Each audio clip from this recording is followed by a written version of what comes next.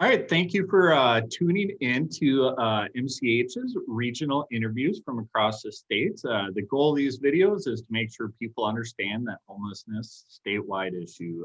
We have to advocate for resources across the entire state. So our guest during this interview is Linda Soderstrom. She is a community organizer. She's from Southeast Minnesota. She's at so many tables. If there's something important going on, odds are you're probably going to hear from Linda and see Linda in the meeting. So with that said, I'm just going to dive right in, ask our first question. So the need for shelter beds, or just, your response, your perspective on the crisis that we're experiencing right now, people having to live outside. What do you think? Do we need more shelter beds? What do we need, Linda?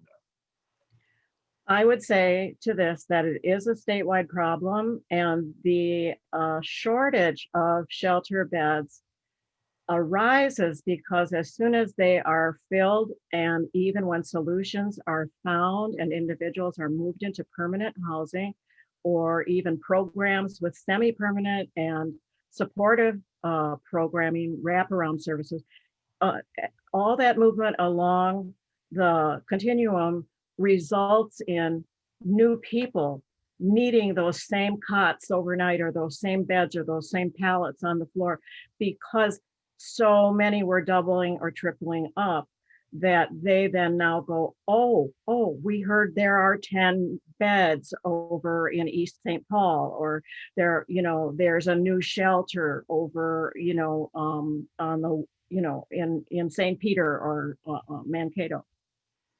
Right. So, and I know you're really involved in some metro groups, even though, you're living in Southeast Minnesota.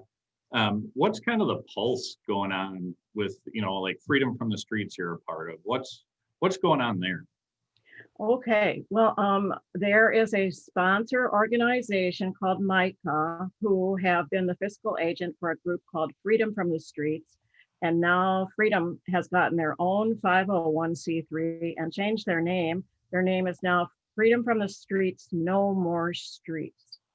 And this week, for example, they're going to be peacefully demonstrating at the Capitol and asking that encampments where people are in community for safety and security, and planning to, in some cases, keep themselves safe and warm this winter, asking that those camps not be swept and not be cleared. And sleeping outdoors has a heat issue of risk, but Freedom is asking, why can't we make safe these homes for now, since nothing better exists? In other words, we are in a COVID pandemic, and people are actually safer in their own private tents with all their belongings, and finding solutions for heat. Also, they have each other, and without that, sometimes it's even very disturbing. People are mainly homeless, Matt.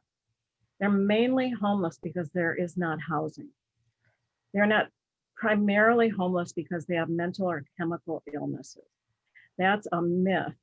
And though there are treatments needed for domestic violence, trauma, or being a veteran with PTSD, or mental and chemical treatment beds needed as well, those are screened for immediately in the homelessness field. And that help is needing to be given first and foremost. And then people need homes of their own. Right. Thank you. So I know you're doing great work. Me and you are on multiple of the same committees, trying to do what we can. But I also know you personally, you're always a voice to make sure that those most impacted are, part of these decision-making spaces and setting the table, not just being invited to the table. But can you talk a little bit about, what brought you to be such a fierce advocate? And then do you have a message for other Minnesotans that are trying to end homelessness as well? Well, and I love that word fierce, because I'm actually a very talkative, shy person.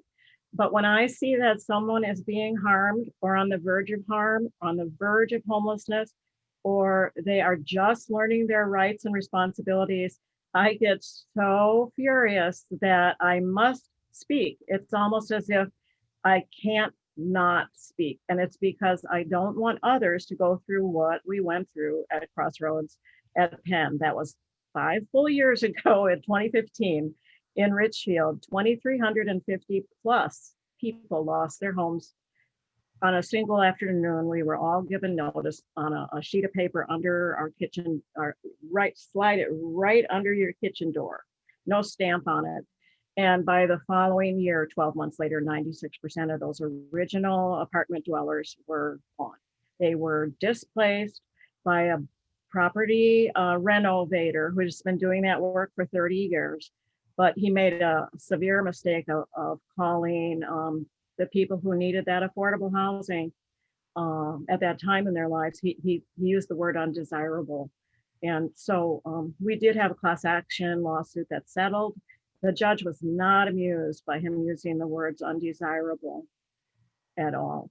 And so I forgot what the question was actually. Yeah, no, that I just wanted to make sure, people know like this is real, and people, I'm sure you didn't expect to be displaced from Crossroads when you were living there. And it's just, I want to make sure, what message is there, something that you would want to make sure advocates across Minnesota, Yeah, if there's something that gets stuck in their head, what would you say it should be? I think our power is in our voice. Our power is in our voice. I think as advocates, and then organizing with our neighbors who may never have organized anything except, cupcakes at their child's school, or, they feel they're unschooled in this, but when you live it, you are not unschooled, you are in it.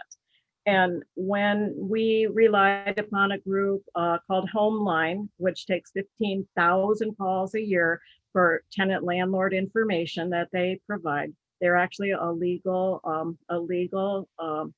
not-for-profit. They're a law firm actually, and Housing Justice Center, who stepped in at Crossroads as well.